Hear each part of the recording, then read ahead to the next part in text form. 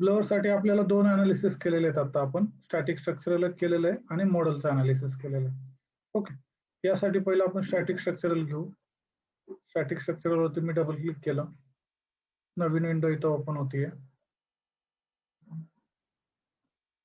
Okay, ही window open झाल्याच्या नंतर पहिली गोष्ट जे तुम्हाला क्वेश्चन होता तो म्हणजे की मटेरियल कसं ऍड करणार. तर इथं इंजिनिअरिंग डाटावरती आपण डबल क्लिक केलं तर इथे तुम्हाला मटेरियल दिसतात आहे. पण SS316L आपल्याकडे मटेरियल नाही आहे आता सध्या. म्हणजे आपल्या लायब्ररीमध्ये इथे जर का बघितलं प्रोडक्ट लायब्ररीमध्ये तर SS316L असं मटेरियल नाही आहे जनरल मटेरियल मध्ये किंवा कुठेच नाही ते. ओके, तर मग आपण ते कसं ऍड करणार. ओके, हे मी बंद करतो, इथे करतो SS316L. SS316L हे मटेरियल आपल्याला टाकायचं आहे. आता या मटेरियल इथं क्वेश्चन मार्क येतोय म्हणजे याच्यात काहीतरी आपल्याला प्रॉपर्टीज ऍड करावं लागतील. पहिली प्रॉपर्टी असते डेन्सिटी आणि दुसरं असतं आयसोट्रॉपिक इलास्टिसिटी. या दोन प्रॉपर्टीज आपण ऍड जर केल्या तर त्याचं येईल. तर साधारणतः SS316L चा डेन्सिटी आणि आयसोट्रॉपिक इलास्टिसिटी आपल्याला इथे ऍड करायचं आहे. ओके, ते ऍड करण्यासाठी मी एकदा चेक करतो काय प्रॉपर्टीज आहेत त्याच्या.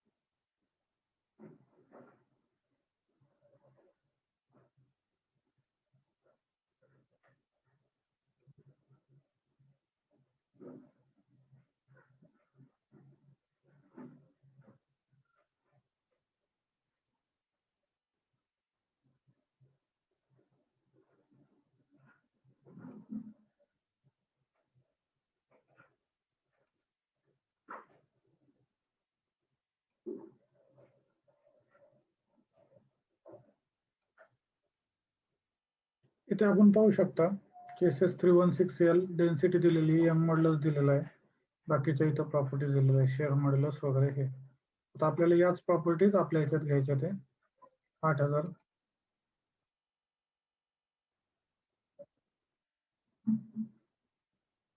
kg metre raise to n modulus MPa मध्ये 2.1 × 10⁵ MPa मध्ये घ्यायचा हा 2.1 × 10⁵. ओके, आणि पॉइझन रेशो आहे याचा 0.31. एवढं जर टाकलं तर इथे SS316 चा जो काय आपला क्वेश्चन मार्क आहे तो गेलेला आहे. क्वेश्चनवर गेला म्हणजे आपलं जे काय आहे ते ओके. आता हे मटेरियल ऍड झालेलं आहे, याला अपडेट प्रोजेक्ट म्हटलं, रिटर्न टू प्रोजेक्ट. परत स्टेनलेस स्टीलचं पण सेम आपल्याला प्रॉपर्टीज घ्यायच्यात आणि त्या इथे ऍड करायच्या. ते जॉमेट्री राईट क्लिक केलं आपण, राईट क्लिक करून ब्राउज जॉमेट्री, जिथं आपल्याला जॉमेट्री आहे तिथनं आपण जॉमेट्री कॅच करणार आहोत.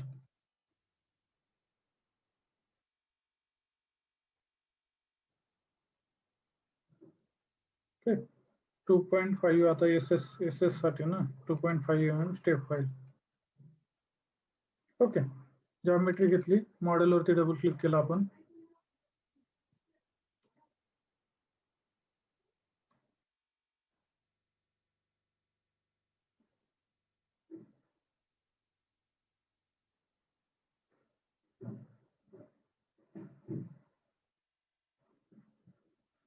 मॉडेलवरती डबल क्लिक केलं, इथं तुमचं मॉडेल इथं तयार झालेलं.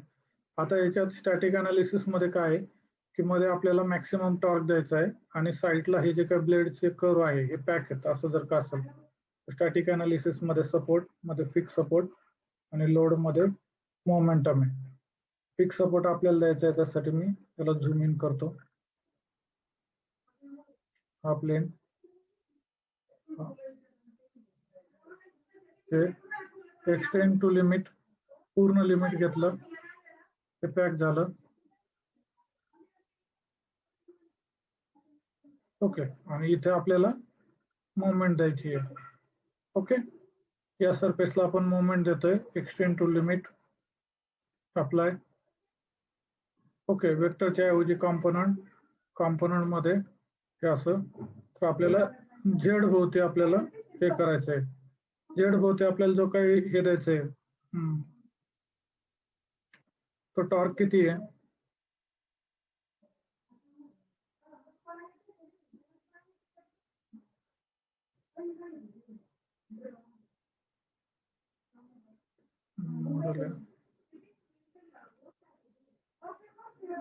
स्टॅटिक स्ट्रक्चरल मोमेंट हे 67764 न्यूटन mm आहे.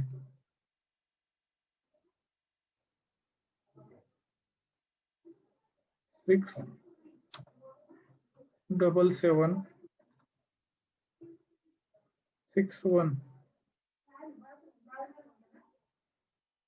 67764 आहे. 64. ओके, हा मोमेंट झाला. ओके, हा मोमेंट सोल्युशन मध्ये आपल्याला जायचंय. टोटल डिफॉर्मेशन आणि स्ट्रेस, इक्विव्हॅलेंट स्ट्रेस. ओके, हे जर का झालं तर आपण हे केलं.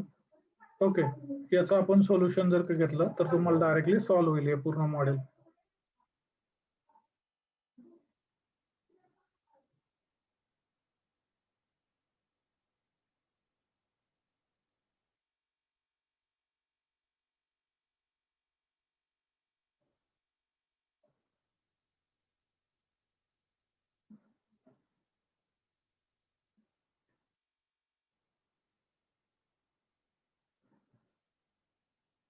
हे तुमचं स्ट्रेस आलेलं आहे आणि हे तुमचं डिफॉर्मेशन. स्ट्रेस MPa मध्ये, डिफॉर्मेशन MM मध्ये. ओके, अशा पद्धतीने तुम्ही वर्कआउट करून काढू शकता याच्यात स्ट्रेस आणि डिफॉर्मेशन. आता दुसरं आहे मॉडेल अनालिसिस याच्यातलंच.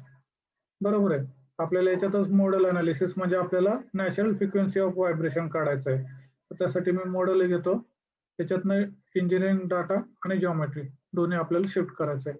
अजून एक राहतंय आपल्याला, ते म्हणजे याच्यात आपण मटेरियल प्रॉपर्टीज ऍड नव्हत्या केलं, चुकून राहिलं होतं. जॉमेट्री मध्ये पार्ट 1 आपल्याला स्ट्रक्चरल स्टील नको होतं, इथं कुठलं पाहिजे होतं SS316L. मटेरियल चेंज केले, परत एकदा आपण रन घेऊ.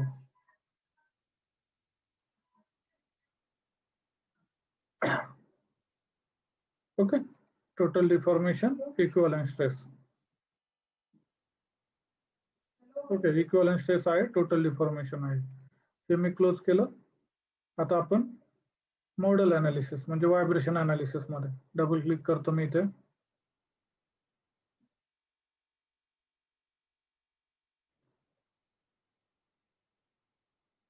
मॉडेल मध्ये आलो आपण. जॉमेट्री मध्ये आपल्याला माहिती पार्ट 1 ला स्ट्रक्चरल स्टीलच्या ऐवजी आपल्याला पाहिजे SS316L. मटेरियल असाइन केलं. मेशिंग मॉडेल वरती तुम्हाला माहिती आहे डायरेक्टली फक्त सॉल्व म्हणायचं आहे. मॉडेल साठी मी फक्त सॉल्व म्हटलं. सॉल्व म्हटल्याच्या नंतर एक रन तयार होतो याच्याला पूर्ण. आणि 6 मोड ऑफ व्हायब्रेशन येतात. 6 मोड ऑफ व्हायब्रेशन काय येतात, कारण 6 डिग्री ऑफ फ्रीडम असतात म्हणून 6 मोड ऑफ व्हायब्रेशन येतात. इथं सोल्युशन मध्ये तुम्ही जर बघितलं तर इथं 6 मोड येतात.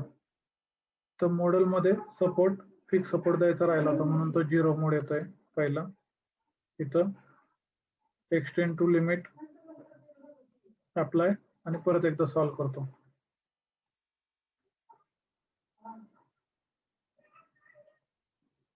मॉडेल अनालिसिस मध्ये फक्त फिक्स सपोर्टच आपल्याला द्यायचा असतं, बाकी काहीच नाही.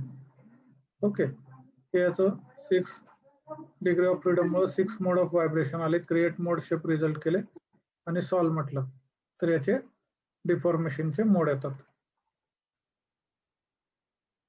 ओके, याचा अर्थ काय झाला की तुमची वर्किंग फ्रिक्वेन्सी जर का 46 हर्ट्जच्या आसपास जर का असेल तर मग हा ब्लेड त्यावेळेस 46.45 हर्ट्जला तुमचा ब्लेड 12.26चं डिफॉर्मेशन घेईल, म्हणजे हा ब्रेकडाऊन होण्याचे चान्सेस आहे आणि ते डिफॉर्मेशन इथं असेल.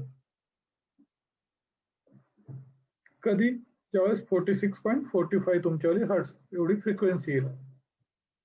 ओके, हे दोन अनालिसिस आपण आतापर्यंत केलेले आहे.